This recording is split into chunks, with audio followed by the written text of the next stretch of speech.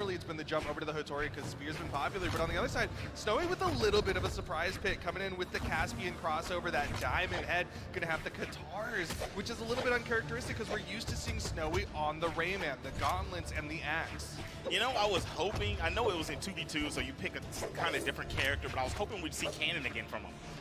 His cannon was looking really nasty yesterday in the 2v2 space, but maybe something specific for that follow-up potential off of Boomy with this cross in the 2v2s. But here in the 1v1s, he was kind of having this weapon identity crisis where he was like throwing both the Katars and the gauntlets away. He's like, I don't know which one I want right now.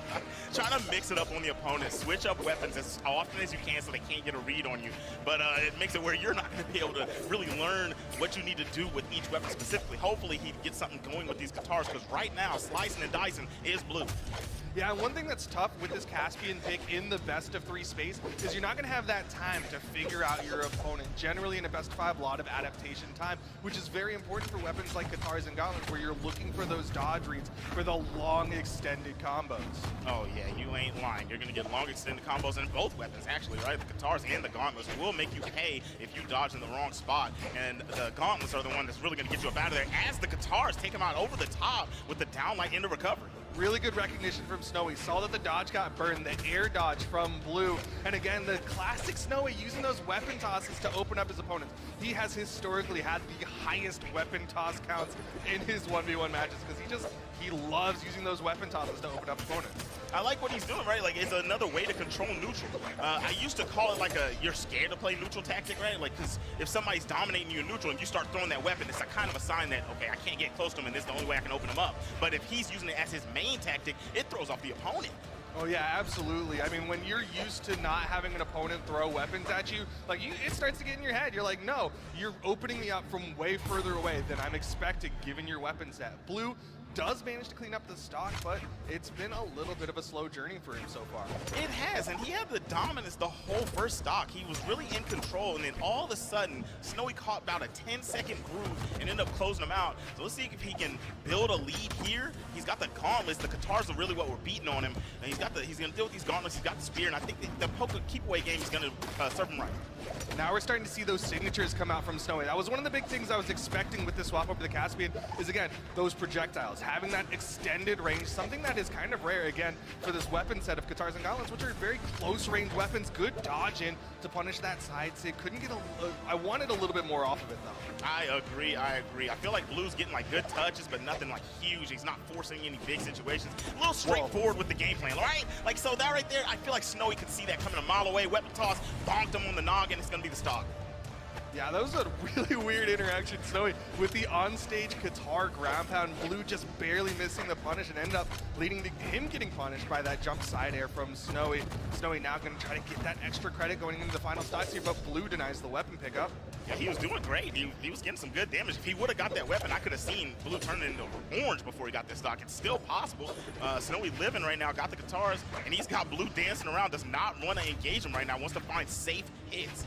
Yeah, you can kind of see that timid playstyle of Blue coming out as he was jumping in place for a little while there. Going to swap over to the spear, weapon toss, trying to keep Snowy back, but he spot dodges and avoids the ground pound. This time, it's going to hit, and we're down to the final stocks. He got that ground pound. That first one was a really clean dodge, and he's actually had really, really good dodge placement this whole set so far. I mean, we're really early in on game 1, and we have either player can take this. We want to set the tone with the dub. Right now, Snowy's starting to get a little swaggy on him. He's hitting some nice attacks, a couple gravity cancels, and he's been pretty pinpoint. He's got a good lead. Got him on orange. Yeah, I love that gravity cancel neutral light he did in the air. They're just keeping that pressure going on top of Blue. Blue swapping some weapons up this time. Doesn't get caught by the second side light from Snowy, and he's still in the air as the side stick connects. Lots of horizontal movement. Blue opportunity here. Backs away. Doesn't get hit by the weapon toss. That was good. He threw the weapon, make him dodge so he can touch the ground. He almost was in a situation where if he would have got clipped, he wouldn't have had any resources. So if he got caught by a down light, that would have been really bad. Yeah, that weapon toss was clutch for getting him back down onto the stage. Still burning a lot of movement there. Juggling coming out from Blue.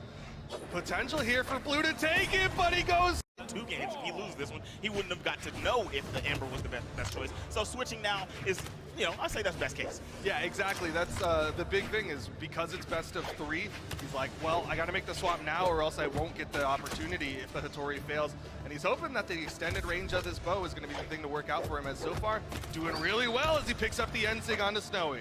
Yeah, this is a really good look, right? Because Snowy's playing a character with 2 stubby weapons. I mean, there's a lot of movement in the character's attack, but you're moving your hurt box along with your hitbox, so he's going to be able to stop him in his tracks. The way he's doing right now, he's controlling all space. I'm loving this from Blue. Another signature lands, and there goes a clean stock. I don't think he got touched. Just barely. There might be a touch of damage on the Blue, but he is pretty much clean as a daisy. He's definitely utilizing that extended range of the bow to engage against Snowy. All right, dancing around. I like it. Blue's got the lead. He said, you know what? You got to come to me now. I'm in control right now. Look now at you me. gotta I'm work. the captain now. Colin, Snowy, Tom Hanks right now, but he's got the bow in hand, and again, he's utilizing that long range. See the way he dashes away, making it so that if Snowy wants to try to use those weapon tosses, plenty of time to react from Blue. Definitely. I love the charge on that. Snowy did delay the dodge a little bit, but if he would have charged that just a smidge more, he would have had him. But talking about having him, grabbing him, taking the stock. Snowy, I see you. Fantastic edge guard coming out from Snowy as he throws away the gauntlets, wants to start this one off unarmed, maybe confident that he can steal the weapon away, but Blue gets it, and he's got the opportunity to keep this lead going. All right. He's got the guitar. All right, so he decided he wanted a rough and tumble weapon too. He wants to get in the mix. Actually throws it away, so he does want the bow once again, but weapon stolen from Snowy. Nice, the down light into the gravity cancel uppercut. Gonna take the stock, and here we go. He's gonna go back to the bow, control space once again, and try to slow pace take him out. Well, actually, he has such a lead, he might be aggressive, it looks like. I love that decision making from Blue to go for that gravity cancel, neutral heavy, unarmed, optimal for force, and given that he was struggling to finish off stocks in game number 1, he needs to optimize like that. Oh yeah, I like how he's following up after like a couple hits. He's throwing a sig afterwards. You know, at this level, most of the time people won't do things like that, and that is a good change up in your offense to really catch him slipping. Yeah, mix in those signatures. That's one thing that Embers can do a lot is because she's a relatively low defense legend, she can get away with a little bit more. Got a little bit extra dexterity behind those bow hits, so she can kind of throw out a sig and maybe be a little bit safer. Especially, right, because you're putting people in like a 50-50 situation. You could do the side sig, you could do the neutral sig. Who knows? Either one, if you make the wrong dodge guess, you're going to get clipped. And it's been working so well for Blue as Snowy not able to find that recovery that he needs to finish the stock off. Neutralize, the weapon toss, still not enough to take out Blue as Blue eats a recovery from Snowy and still survives so many hits from Snowy. Man, it looks like he may be able to get a 2-stock. Snowy is really fishing, trying to get this second one off, and I know it's getting frustrating. Finally, lands a recovery unarmed, and now he's got the gauntlets. He wants to swap. No, he's going with the gauntlets. He's wanting to keep the weapon starve alive a little longer. Yeah, throwing it up. Oh, and this is why he was sticking with the gauntlets. Got a nice little damage build here, but he cannot afford anything else. Blue's Nair almost does it. The sidelight doesn't have the variable force, but man, Snowy knows this is potential to go to game number 3. Look at him. They're playing this really, really, really slow right now. He does not want to overextend. Oh my gosh. You know. Coming out from Snowy. He's going to match bow for bow and blow for blow as we get into game number 3. The Koji on Snowy, Blue on the Ember. I like the idea, right? You want to match the speed. He was definitely controlling neutral with the bow. So you know what? He said, you know what? You're just going to have to beat me in neutral. I'm going to get a faster character and I'm going to get the same weapon as you. What are you going to do about it? Yeah, just trading out basically and saying, you know what? You might have some good decks because you have low defense, but I have slightly more defense coming in at base 4, and I have even more dexterity. He might struggle with the KOs because he won't have as much force, but still in favor of Snowy and the 2 stats that are important.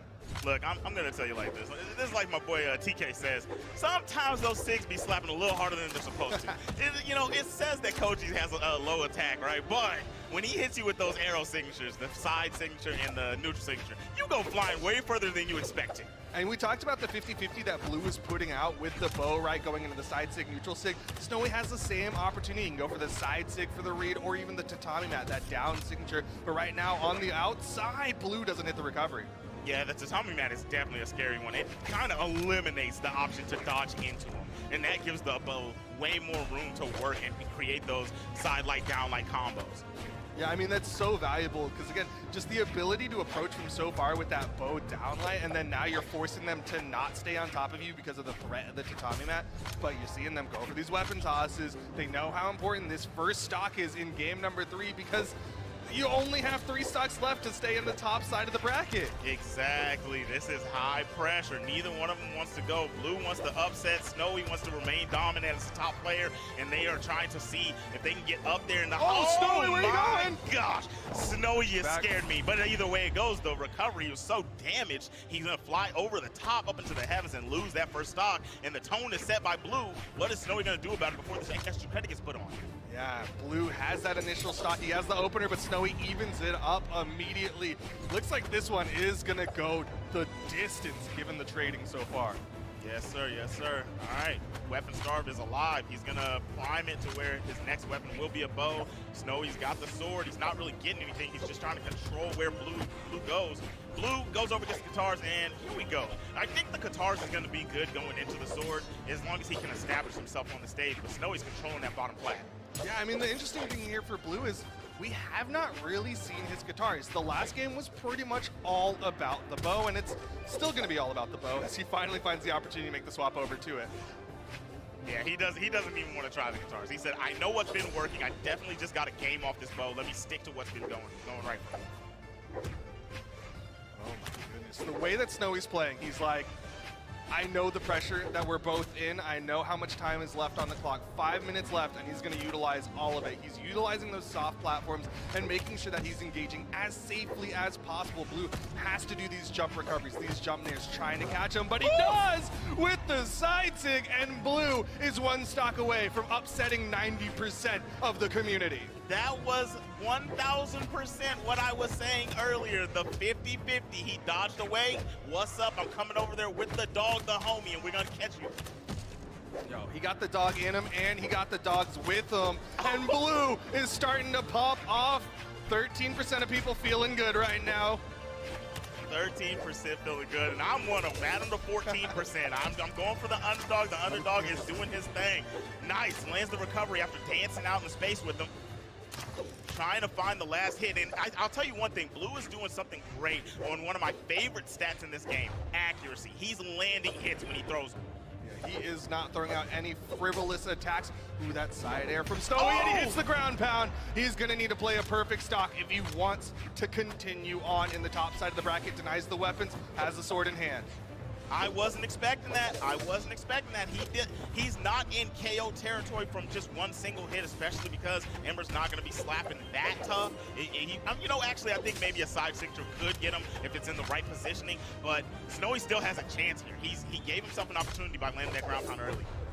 But he goes for the gravity cancel neutralite. Blue throws away his weapon, goes over to the Katars here. Ground pound thrown out. Snowy trying to risk it all there. Wanted to get that KO quick. He knows if he can get the edge guard. Blue staying on stage. I am not mad at that ground pound. You're at the deficit. You want to make a big play so you don't have to deal with winning neutral 4 to 5 times to take the game. If you land that ground pound, it could have been over. So I'm okay with that decision. Oh man, Snowy playing for his life here. Trying to avoid all the hits from Blue. Blue backs away, still not gonna get the hit. I'm so scared. Okay, no! Oh my gosh, and Blue